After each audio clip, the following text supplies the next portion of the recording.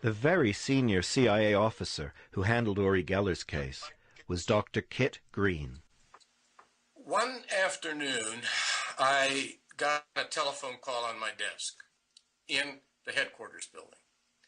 And the phone call initially was on what we call the red line. It was a classified line. It was an intelligence agency of a very powerful ally of the United States of America. And they were troubled because a member of their military, an enlisted man, who was doing things for them that they couldn't understand, that appeared to have an electromagnetic aspect, that he was capable of altering highly sophisticated electronics, which included imaging electronics, at will. And they didn't know how he was doing it. At the time, I had a position of leadership in the division that was responsible for life sciences, biological and chemical warfare. So I got the first call, and the question was simply, can you help us? And my response initially was, of course, I'll be glad to try.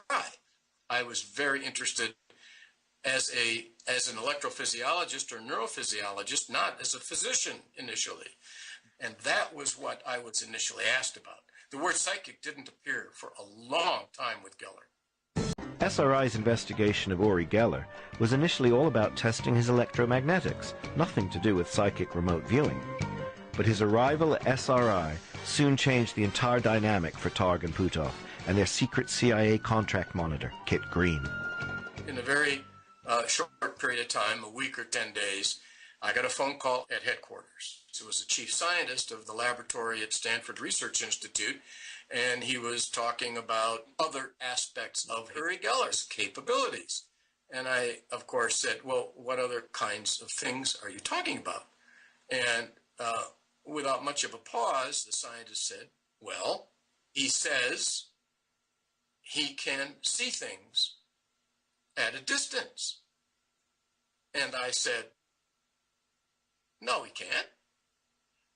And they said, yes, he can. I said, no, he can't. And they said, well, he's right here. Say hi to Uri Gellar. I said, hi, Uri. And a voice in the background said, hi, Kit.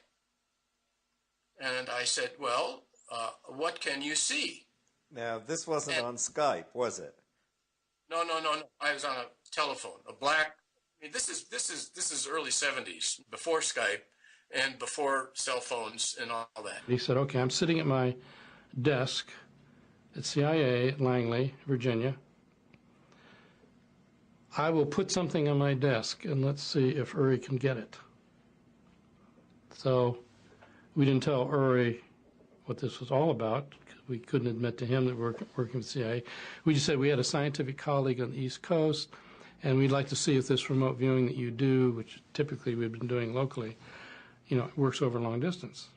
And he's going to put something on his desk. I'd like for you to describe it. I turned, just as I will do now, and I picked up a book, which is the same book that I had on my desk at the time of this phone call many, many years ago. This book is a collection of medical illustrations of the nervous system.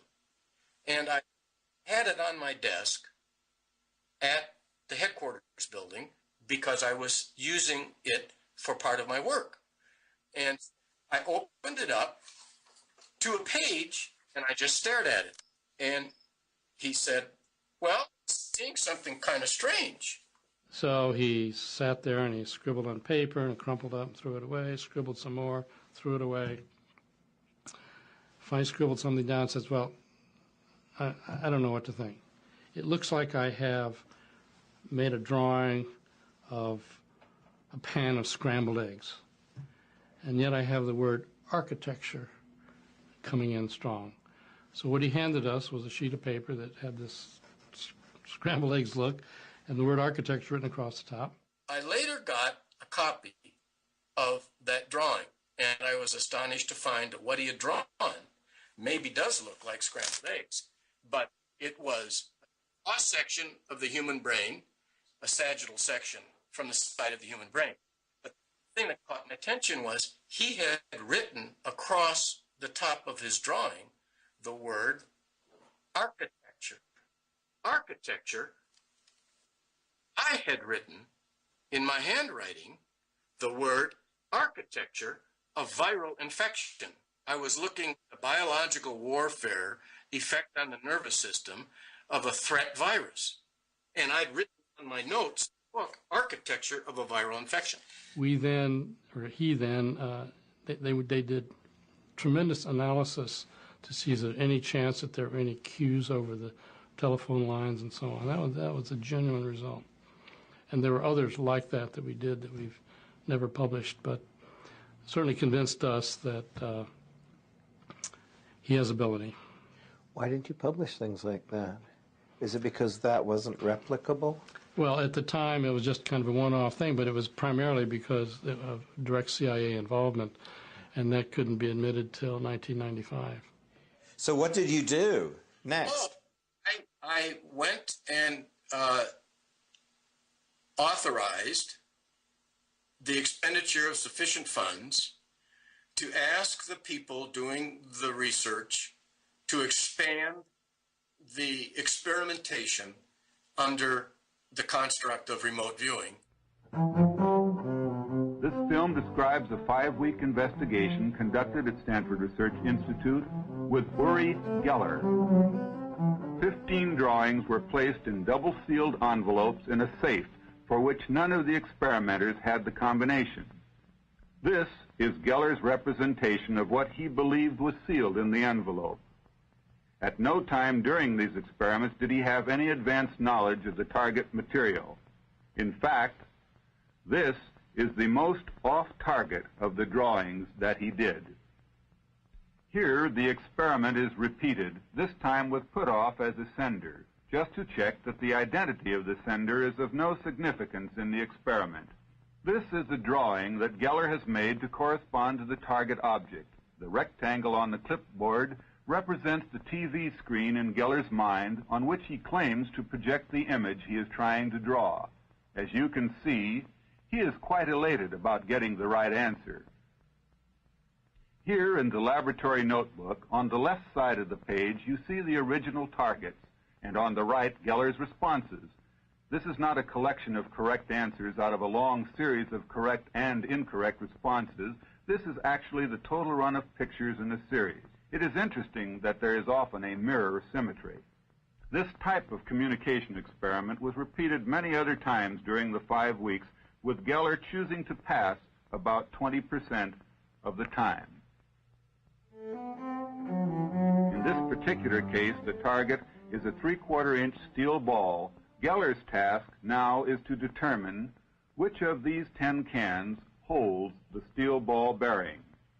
The experimental protocol is for the experimenter to remove the cans one at a time in response to Gellar's instructions as he points or calls out a can top number. He has made his choice. The steel ball is found.